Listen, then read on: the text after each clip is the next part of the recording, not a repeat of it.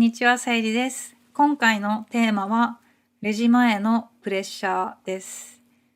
レジっていうのは、キャッシャーのことですね。お金を払うところです。お会計をする場所です。お金を払う前に緊張することを、シェアしたいと思います。私は日本人で、今は日本に住んでいるんですけど、昔はカナダに住んでいました。で、いろんな国も旅行したことがあります。で、ちょっと国によってそのレジ前のプレッシャーが違うので、そのことについてお話しします。日本で経験するプレッシャーといえば、スーパーとかドラッグストアでいつもポイントカードをお持ちですかっていうポイントカードに関するプレッシャーですね。で、なぜか日本はとてもポイントが好きです。ポイントカードはどこのお店にもあります。で、個人的に私はあんまりポイントカードを持ちたくないタイプなんですね。だからいつもポイントカードを断ります。どうやって断るかお伝えしますね。日本のスーパーやドラッグストアで買い物するとき、必ず店員さんがポイントカードをお持ちですか、もしくはポイントカードをお持ちでしょうかと聞いてきます。店員さんにポイントカードをお持ちですかと聞かれます。で、私は持ってないので、持ってないですとか、ないですと言います。で、その後、まだあるんです。その後、ポイントカードをお作りいたしましょうかとか、ポイントカードをお作りはいかがいたしましょうかとか、すぐにポイントカードをお作りできるんですけど、いかがいたしましょうかという呪文のような言葉が聞こえてきますね。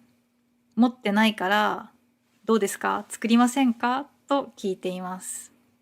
だから私はいつも、大丈夫です。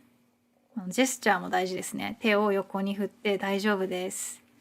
とか、結構です。と言います。いや、もうすごいプレッシャーですよね。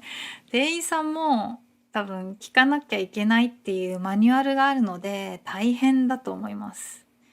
多分日本に住んでいる外国人の方だったらこの状況に慣れていると思うんですけど、旅行で日本に来た方だと結構びっくりしますよね。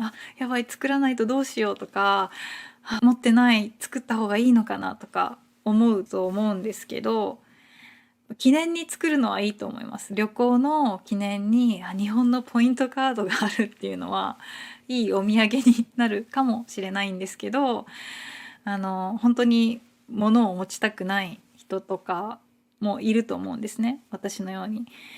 その時は最初の質問「ポイントカードをお持ちですか？」って言われた時に旅行で来ているので大丈夫です」とか「旅行で来ているので結構です」って言えば、その2つ目の質問「お作りいたしましょうか？」っていう質問にはならないので、ぜひ覚えて使ってみてください。旅行で来ているので結構ですとか、日本人の方だと旅行で来ているのでって言って手を振って大丈夫ですとは言わなくても察してくれる、空気を読んで理解してくれる人も多いと思います。はい。で、この時結構緊張しますよね。なんて答えたらいいかわかんないし、あと後ろの人が待っていたらどうしようとか結構ドキドキすると思うんですけど、旅行で来ているので結構ですって手を振りながら言えば、はい、すぐに終わります。頑張ってください。はい。プレッシャー感じますよね。で、日本とはちょっと違ってカナダで感じたプレッシャーがありますね。ドラッグストアで買い物をした時に、お会計は$25ですみたいな感じで言われて、払う時にがんになったがんの子供の寄付を募集してるんですけど、いかがですか、どうですか、寄付してくださいますかって聞かれたんですよ。で、なんて言っていいかわからなかったので、前の人が言っていた Not today を真似して Sorry, not today って言いました。はい。日本語に直訳するとすごく変なんで使わないんですけど、現地の人がそう言っていたので、まあ、自然な言い方なんだと思います。はい。でもその Not today っていう時にすごくドキドキしました。大丈夫でした。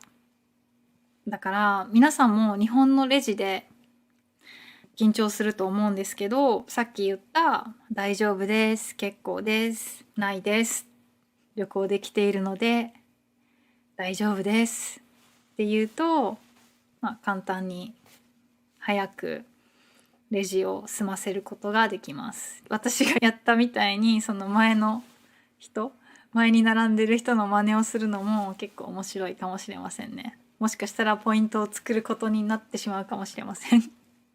はい。冗談ですけど。で、今回のエピソードは、私はポイントにあまり興味がないので、ポイントに興味がない人向けの内容でした。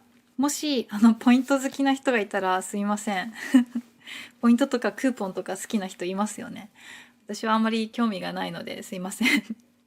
で、この、ポッドキャストの内容が日本での旅行や、生活の役に立ってくれたら嬉しいです。はい。じゃあ、今日も最後まで聞いてくれてありがとうございました。じゃあまたね。バイバーイ。